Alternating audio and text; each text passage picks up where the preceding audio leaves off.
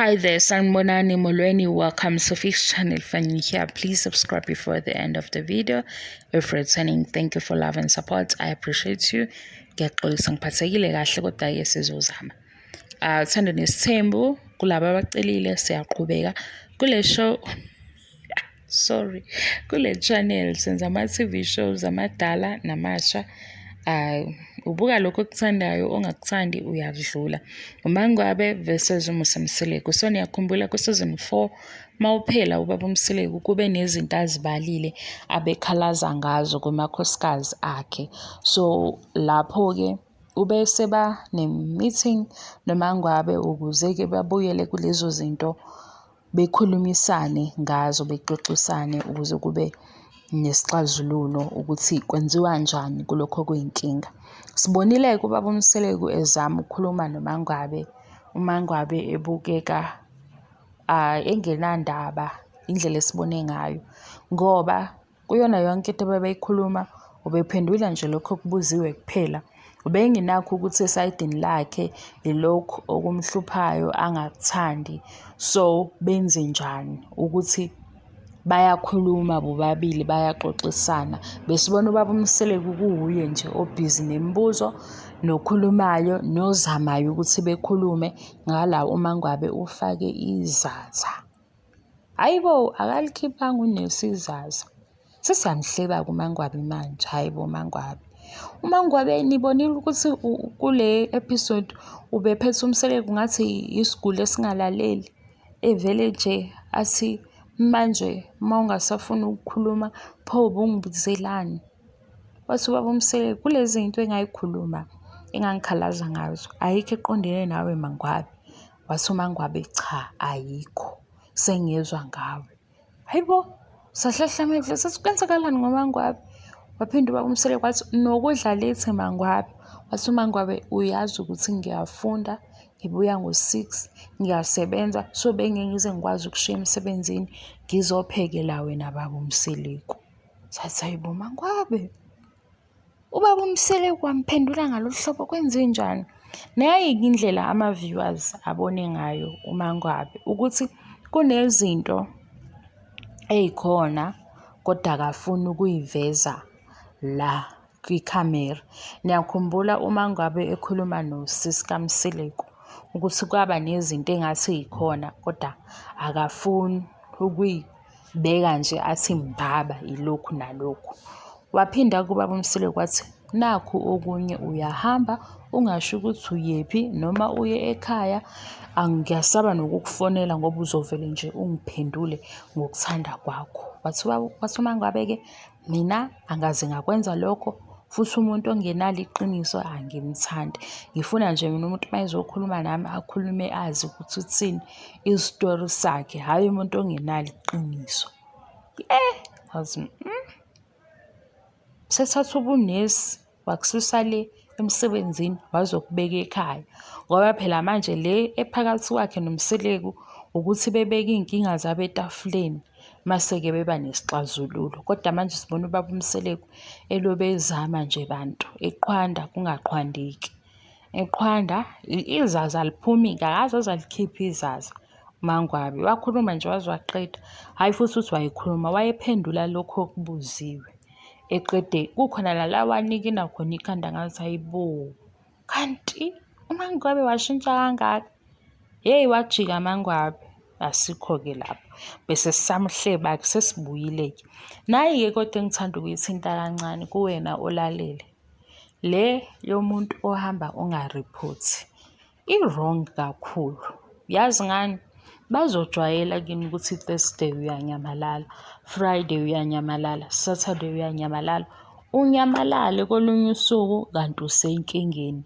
Abasakubheki kini or abazama ukukuthinta ngoba isitayela sakho. Yimbi leyo nto. Abantu abasekhaya bakhulule usho ukuthi hhayi ngila nabangani bami ngi-right, ukuze bengabi worried ekhaya wena ujabule le endaweni zakho la usuke ujabule khona. Ibhora kanjani leyo nto niyihluphe ngomuntu nicishe niquleke la kanti yena usebumnandini. Uhlulwa nje ukuthatha ifoni athi ya ngila nabangani ngi-right, ngiphephile, iphelele lapho. Lowo mkhuba-ke muphi? Ngitshela wena ulalele nawe mawunawo nje lowo mkhuba. Mawungekho ekhaya, batshela abasekhaya ukuthi ngi-right, ngiyaphila, ngila nobani kuphela. Kwaba-ke eyebhulumasi. Ibhulumasi ayisikho into yokuthi ngichaze iphenti, ngeke ngichazele iphenti ukuthi iphenti elinjani. Iphenti kodwa-ke elikhulu, iphenti leli lawa maphenti ekuthiwa awogogo. Angazi nami nokuthi uyaqalaphi-ke leyo. Uthi uMangwabe-ke uyaligqoka yena ibhulumasi. Bese ngiyakhumbula kusizweni 4 kwasho ukuthi abanye bagqoka ngisho amabhulumasi nama-tights kube ngathi balwa ne-corona, bavikela i-corona. Uthi uMangwabe-ke isizathu mayecasuke ngenhla nangezansi ucasukile. Shuthi nje yonke indawo isuke nje ilokhiwe. Ayikho indawo ukuthi ngapha-ke kunjani. Angithi sike sizwe abanye bethi hayibo ucasuka ngaphezulu kuphela ngezansi. Wathi uMangwabe no, mangicasukile ngicasukile. Kwaba nenye-ke yokuthi-ke ubaba uMseleku uma efika endlini kaMangwabe uvele ezizwe ngathi ubhululu, umkhovu. Uzizwa ngathi umkhovu ngoba akajabulile. Wathi uMangwabe phela makunjalo baba uMseleku, hamba uye la oyojabula khona ngoba une-choice. Hhayi-ke ila esesibone khona ukuthi hawu, baba uMseleku uhlulwa yinto elula la, akafuni ujubujubu lapha kwi-inthanethi. Ethi bhuti awuwehle ngapha uze KZN ke ugudle ngakulesi sibhedlela ngoba ngathi khona into esishaya amanzi, iwashaya kakhulu-ke futhi manje. Ngiyayidlalela njalo mina, nina bondaba, nina ngane zikasathane enifuna iy'ndaba ezimbi, ayikho leyo nto. Laba bathi uMseleku akathintane nojubujubu, ngiyawukhuza lowo moya. Ayifunakali leyo nto le nihambe nisola abantu, ningayenzi leyo nto. Wathi-ke uMangwabe mawungajabule hamba uye la ujabule khona kanti awunayo i-choice.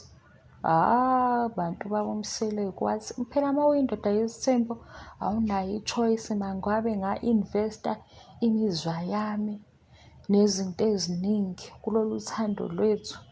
Ngiyakubona kodwa manje ngathi uyangiphunyuka. Cha, akashongo ubaba uMseleku ukuthi uMangwabe uyamphunyuka, kusho mina. Kodwa nathi sathi sibona nje kuleya episode ukuthi hey, uMangwabe ngathi nje ulobe yenza le distance ngamabomu. Ulobu nje kancane kancane lobe ehlela futhi ngathi useme ngasegeyithini. Ngoba phela uyambo umuntu ohleli naye ethi uzobeka ukuthi nami ngikhalaza ngalokhu. Umuntu lo esibonayo ukuthi okay, uyafuna ukuthi akulungiswe lokho kuyinkinga. Kodwa nje sabona yena ephendula imibuzo ebuzwe yona futhi ey'fakele izaza, ey'shonela lena nje ethi hayibo, phela mase ungasazi ukuthi uzothini bewungibizelani, uzokhuluma ngathi noma uzokhuluma ngami.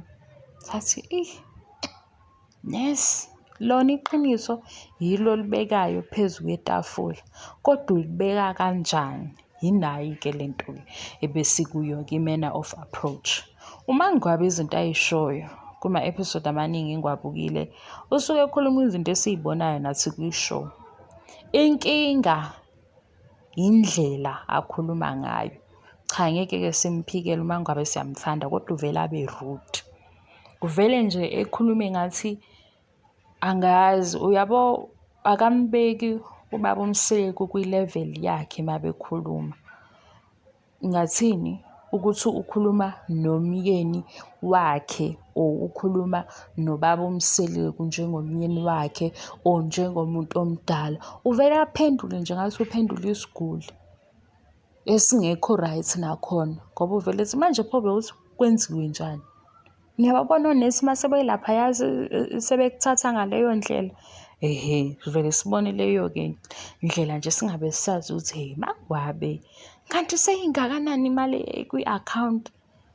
Seyingakanani imali esebhenki ngoba ngathi le mali seyifikela ngakhona?